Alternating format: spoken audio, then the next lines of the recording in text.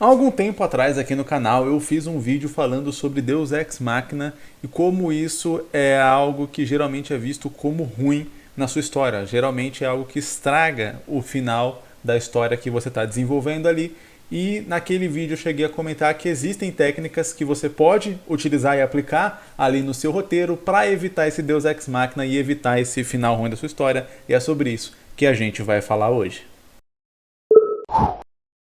Hey galera, meu nome é Jason, sou quadrinista e ilustrador, pode chamar de mangaka se quiser. Tem alguns mangás publicados como Hooligan e Makai Meio, são os mais conhecidos dele. Inclusive, se você tem vontade de ler algum deles, aqui tem o link na descrição desse vídeo. E antes de começar o vídeo aqui, eu quero dizer que eu fiz uma enquete, né? Tá rolando uma enquete aqui no canal para ajudar e me ajudar a entender um pouco mais a produção de vocês, qual que é o status de vocês em relação à produção de mangá. O nosso canal aqui fala sobre criação de mangá e ali na enquete eu tô perguntando quanto tempo você leva para fazer um mangá de até 20 páginas. Então quanto tempo você leva para fazer 20 páginas ali de mangá? Por favor, responde a enquete aqui na área comunidade do canal. Eu não sei se eu tenho como pegar o link disso, se tiver vai estar aqui na descrição também. Mas se não tiver, entra aqui no canal, vai na área comunidade, responde lá que vai me ajudar demais. E você não vai se arrepender, porque isso vai me ajudar a decidir umas coisas sobre algo muito legal que tá para vir aí daqui a um tempo.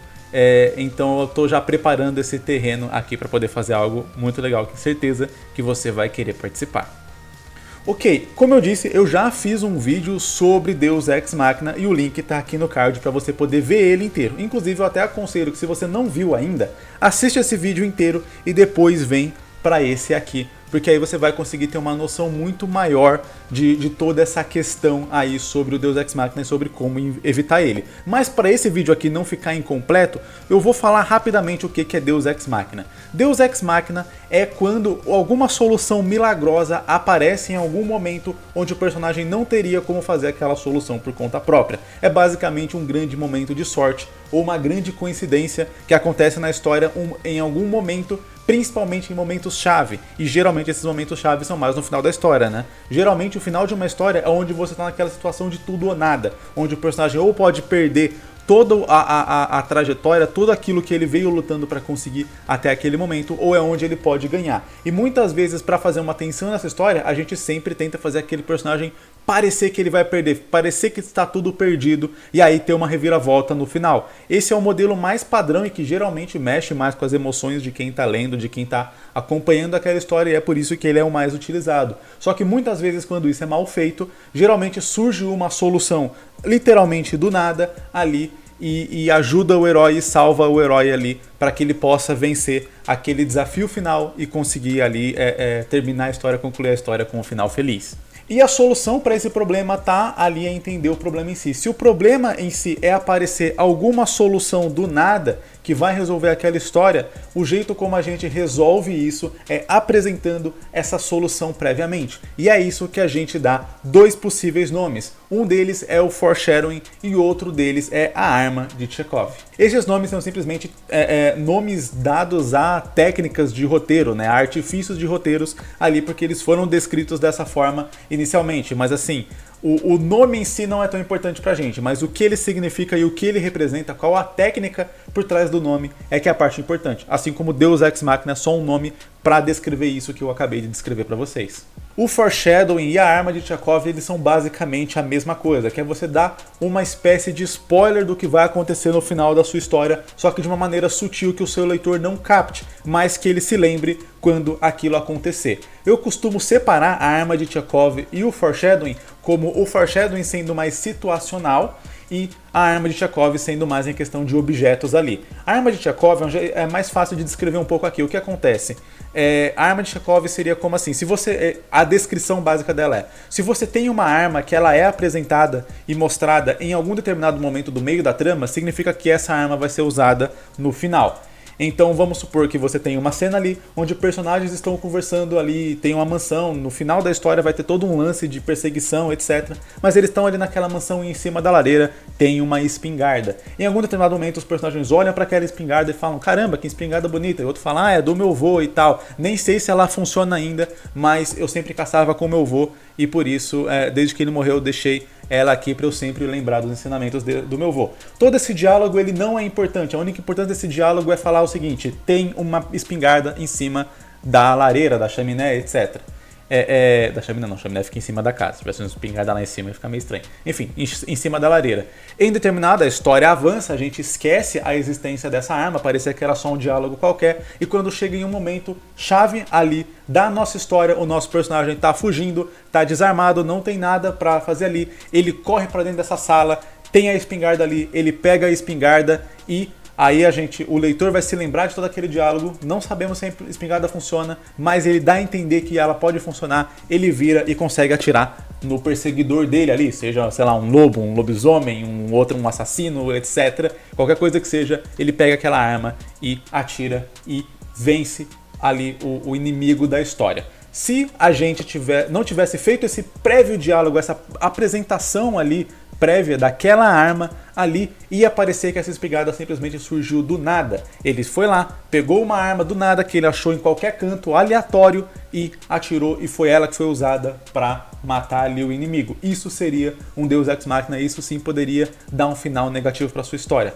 Mas, a partir do momento que você apresentou isso antes na história, em um momento onde a gente nem sabia o que ia acontecer no final, na hora que o leitor vê ele indo pra lá, ele olhando pra arma, o leitor vai lembrar: a arma do vô do outro cara, que ele falou que talvez ainda possa funcionar. E aí você ainda pode fazer uma brincadeira com isso, que é o cara pegar a arma e aí ele tentar atirar e aí a arma realmente não funciona. O leitor vai ter a esperança de que ele vai usar a arma ali, mas daí ele vai lembrar também que o cara falou que não sabia se a arma funcionava ainda e aí a arma não vai funcionar. Enfim, dá pra fazer uma brincadeira com isso, mas basicamente a arma de Chekhov, a descrição dela é isso: você apresentar um objeto previamente na trama que vai ser usado no final. E o foreshadowing é basicamente a mesma coisa.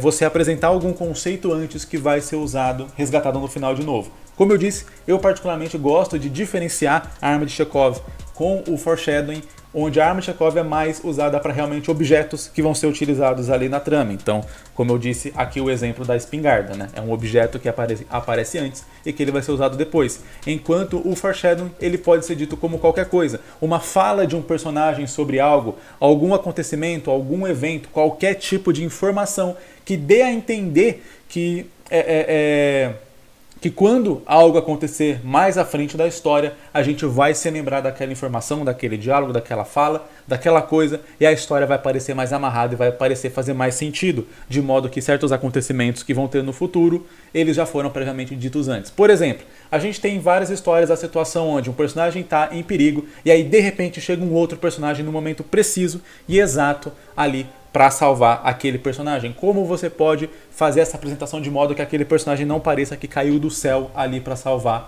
o nosso protagonista, por exemplo? Seria se num diálogo anterior a gente já tivesse dito que tal personagem tá para chegar num dia, não sei o que, ele tá viajando, não sei quem tá viajando e ele vai chegar sábado à noite, por exemplo. E aí a gente faz todo o clímax da história acontecer exatamente sábado à noite, de modo que quando aquele personagem chegar, o leitor vai lembrar: é sábado à noite, foi quando eles disseram que aquele personagem ia voltar de viagem. E aí tá justificado aquele personagem aparecer naquele momento ali. E se você já justificou que aquele personagem que ia chegar era um personagem mais treinado, mais capaz, mais forte, etc., tá justificado novamente na mente do leitor porque aquele personagem vai chegar e vai conseguir resolver a situação. Da mesma forma como eu exemplifiquei no caso ali da espingarda, você pode usar isso também para brincar com a mente do leitor. Então você diz que sábado à noite vai chegar um personagem aqui que ele é muito mais treinado, muito mais foda, muito mais capaz, etc. E aí quando você coloca o seu protagonista em risco, numa situação onde ele não tem escapatória ali no sábado à noite, o leitor vai ver o outro personagem chegando, vai lembrar disso e vai falar: ele vai salvar o protagonista. E aí de repente, sei lá, esse personagem atingido morre e tal. E aí você consegue brincar com a expectativa do leitor que achava que aquele cara ia chegar para resolver tudo e na verdade aquele cara não resolveu nada. Então dá para brincar com isso e é assim que a gente resolve o principal problema de você fazer muitas vezes um final ruim na sua história, que é ter esse Deus Ex Machina. A gente resolve fazendo apresentações de tudo que a gente vai usar, sobretudo no final da nossa história.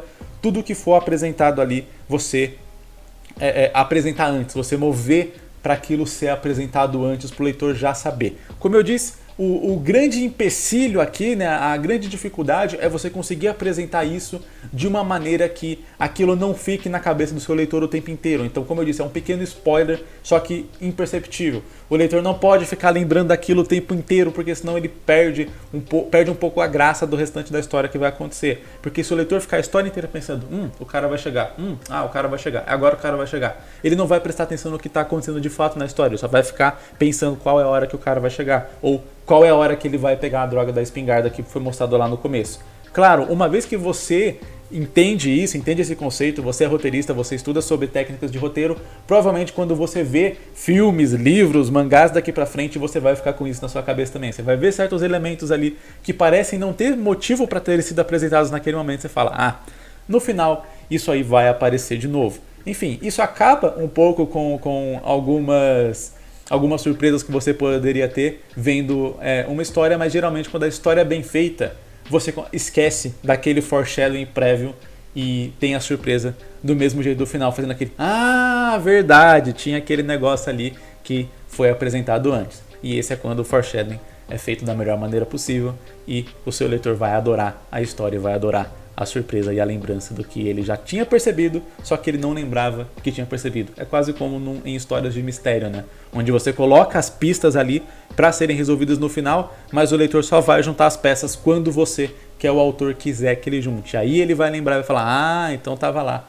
Todas as pistas estavam lá o tempo inteiro, só eu que não reparei. E se você tem interesse em criação de história, você vai adorar o Jornada do Mangaka BR, que é um dos únicos cursos aqui do Brasil que ensina a fazer um mangá do zero até a publicação. Não é um curso que vai te ensinar a desenhar cabeça, olho, cabelo, etc. Não é focar nisso, isso aí tem aos montes na internet. É um dos únicos cursos, como eu disse, que realmente vai te ensinar a fazer um mangá e não só a desenhar no estilo mangá. Então a gente vai falar sobre roteiro, a gente vai falar sobre storyboard, sobre as técnicas para você construir a página do seu mangá da melhor maneira possível para que o leitor tenha interesse e continue lendo ali, até, como eu disse, no final você ter o seu mangá impresso, publicado na sua mão, igual eu tenho aqui os meus mangás. Então, se você tem interesse em fazer o seu próprio mangá, dá uma olhada aqui na descrição, clica ali no link do Jornada do Mangaka BR, tenho certeza que você não vai se arrepender. E se você gostou desse vídeo, deixe seu like aqui embaixo para dar uma força pro canal, deixa nos comentários aí se você já conhecia essa técnica